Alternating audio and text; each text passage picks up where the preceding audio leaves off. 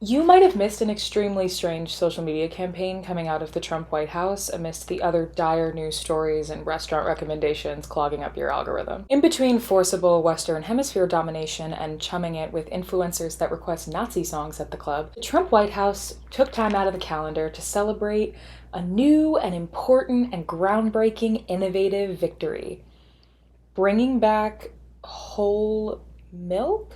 The posts range from Trump AI generated as a milkman carrying whole milk for the people to a truly eerie video of young children spilling milk down their Victorian ghostly outfits, shot found footage style in a JCPenney's photo studio. They don't even look happy, they look tormented. I saw someone tweet that this looks like something that you would find on a QAnon forum. Riley Gaines, collegiate swimming loser, posed for an extremely awkward video feature, declaring the milk mustache is back and then cheersing with some random guy who is never identified or acknowledged. All the posts lament about whole milk being canceled or something and celebrate the fact that Trump is bringing back common sense nutrition. This is a multi-account campaign with posts from Trump himself, the official White House Twitter, the Health and Human Services Twitter, Secretary Robert F. Kennedy Jr., rapid response accounts, the Department of Agriculture. Trump even talked about it in a press conference. It's actually a legal definition, whole milk, and it's whole with a W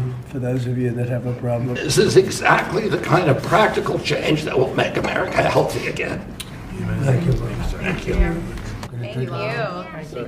I'm going to start drinking. While he signed the Whole Milk for Healthy Kids Act, allegedly restoring whole and 2% milk in our schools. This is all very confusing if you're living in reality, because whole and 2% milk have never been banned or even controversial in America. Alternative milks have become more popular as more of the population wants to avoid tummy issues or order their iced strawberry, rose, lavender, ceremonial grade matcha more performatively. This one just has vanilla. But whole milk is most definitely still an option, and normally cheaper. This has whole milk in it.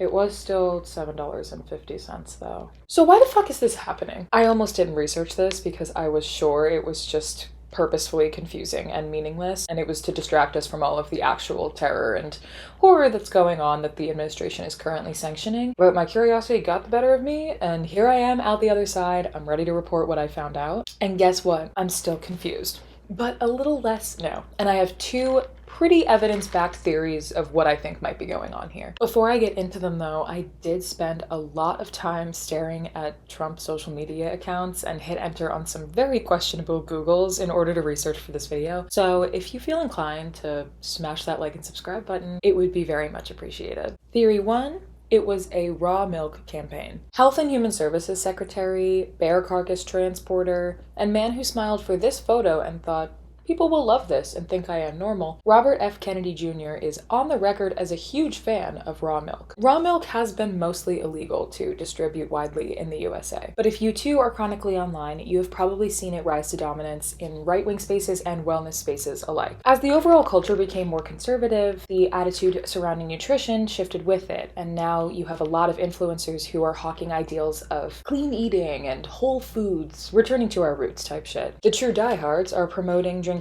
raw or unpasteurized milk and using that milk to make other dairy products like yogurt and cheese, etc. According to them, raw milk has a seemingly endless list of benefits compared to that chemical-laden poison that you can get on the shelf in ShopRite. A list that I could rattle off, but they are all scientifically untrue, so I'm not even going to bother. Drinking raw milk has no proven scientific benefit over pasteurized options. Okay, I will mention one particularly funny advantage that people think raw milk has. There are people going around claiming that it will cure lactose intolerance. Girl, pasteurization is just heating the milk up a little bit. That doesn't change the chemical structure of what milk is. There's still lactose. It's still milk. There's still a bunch of lactose in there.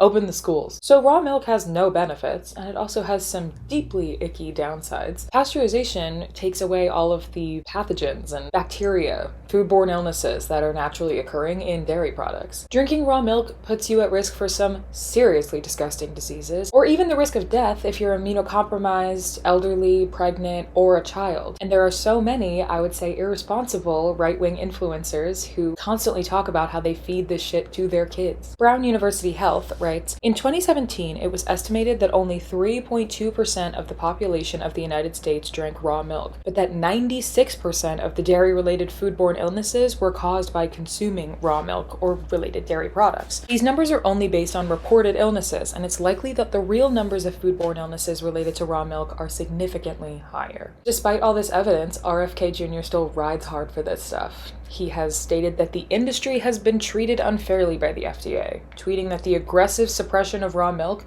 is part of the FDA's war on public health. He got up at a podium and said, "Raw milk is good for you, just not if it has bird flu in it."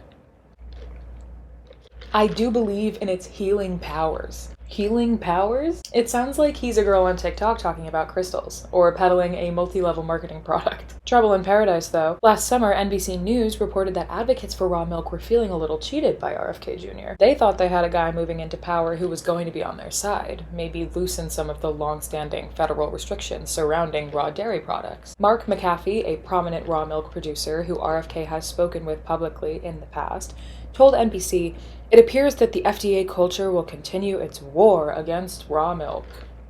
Your life is so hard. So RFK Jr. might have been feeling some pressure from this niche group to deliver on the promises that he made to them before getting into office. Might have started moving towards deregulating raw milk. Maybe paid some staffers to create a campaign that sold people on the idea. And perhaps he got approached by some of the many lawyers who work within the US government, and they might have told him that if he promoted these products so plainly and made a big show of rolling back the regulations surrounding raw milk, the administration could face slam dunk lawsuits from the family members of people who would inevitably die from consuming this shit. And then maybe the campaign got axed because of that. And then perhaps, I'm sure, RFK Jr. felt like he had to go take a good long while to reflect and think about how he wanted to move forward with this conundrum. But he's incapable of doing that because a worm ate his brain. So he Control-F'd raw, replaced it with whole, and sent the campaign to publish. And he would probably do this with the hopes that it would silence the raw milk crusaders for a couple months while he figures out what to do to appease them. All alleged. I like this theory because it relies on them being really stupid and ridiculous. It explains why the campaign came completely out of left field, and why the rollout was so messy and incohesive, and why there was little to no legislative movement attached to it. Everyone behind the wheel right now in the White House is ridiculous and stupid, so it would make sense that this is something they would cook up. There are some holes though. Why not just scrap the campaign altogether? Why not make quieter moves? Return a few raw milk influencers' calls and promise that you're trying to do something to make headway. None of this had to involve such a public show. None of it had to go on social media. So we move to my second theory. It's about to get darker. Theory 2. It's white supremacy again. Members of the alt-right have often latched on to random symbolism and imagery throughout the life of the internet, since the historically known symbols for their movement are often banned on social media platforms. They coalesce around other stuff to not get banned by the content moderators or get reported from other users on the site. Some previous victims have included the OK hand symbol and Pepe the Frog. Alt-right influencers have used whole milk to exemplify white supremacy in the recent past too. Soon after Trump's first inauguration in 2017, a group of white nationalist men gathered at an anti-Trump art exhibit, swigging gallons of whole milk and screaming bigoted statements, all while filming the mania. One of them chugged some milk before looking into the camera to deliver the line, "An ice-cold glass of pure racism." A 2018 article on the subject from The Conversation talks about the intersectionality of hatred that whole milk has come to represent in these online spaces. For members of the alt-right, dairy milk symbolizes strength of body and society. Drinking it reinforces notions of white superiority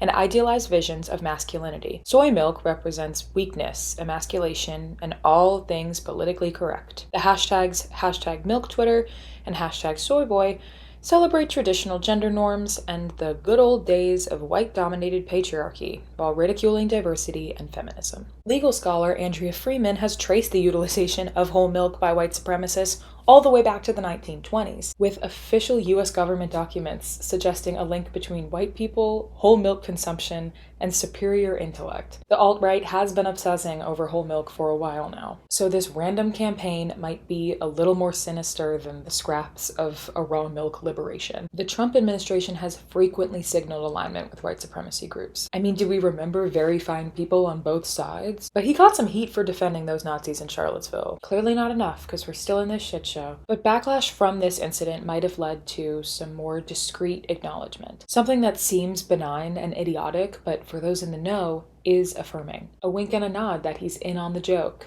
that he's in on the ideology. And obviously it goes without saying that that is fucking vile. As I watched the reactions in real time to this post, descending further into the inferno of Twitter, I watched people on the liberal side ridicule others for celebrating this win, since it was obviously farcical and they had nothing to celebrate. But I posit that some of them might have had a reason to feel victorious based on this campaign. The president and some of the most powerful people in our government, once again, as they've done over and over and over and over and over, co-signed white supremacy. Yes, it's not direct, and yes, it's all alleged. Yes, they could explain their way out of it and swear that they didn't know there was a connection, and I'm sure they probably will. But does it matter? Anything that makes Nazis feel validated should not be said. We'll probably never know the true intention behind these whole milk posts. Maybe one day, when this is all over, it'll come out in a dingy podcast interview, or it'll get thrown into the last pages of a tell-all book to hit some word counts. The zone is so flooded all the time that I'm sure that this weird moment will fade into obscurity as the news cycle churns forward. I feel what's important to remember here, and maybe the conclusion I'm going to take away from researching this, is that the Republican regime feeds off culture wars, as we've already known. It doesn't have anything else on the docket. Almost all of the policies that they want to enact are deeply unpopular with the American electorate. So they need to stir up controversy to look like they're actually doing anything. So no.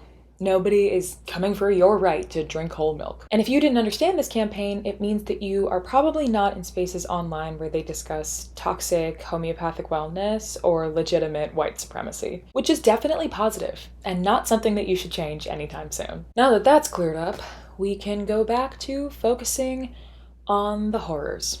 Thanks for watching, everyone. Go forth and order your bev today with the most egregious alternative milk that you can find. You can like this video, you could subscribe, you can do whatever you want. I'll be back with another analysis of something real soon. See you then.